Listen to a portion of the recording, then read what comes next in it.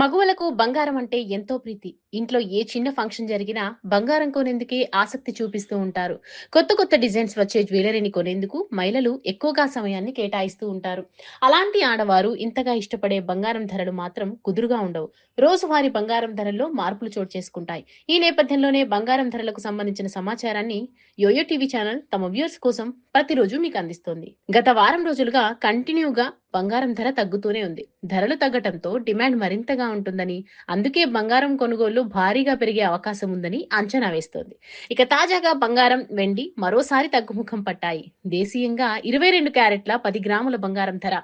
66,680 ఉండగా, 24 క్యారెట్ల 10 గ్రాముల ధర రూ. 72,750 వద్ద కొనసాగుతోంది. ఇక వెండి విషయానికొస్తే కిలో వెండి ధర రూ. 84,900 వద్ద ఉంది.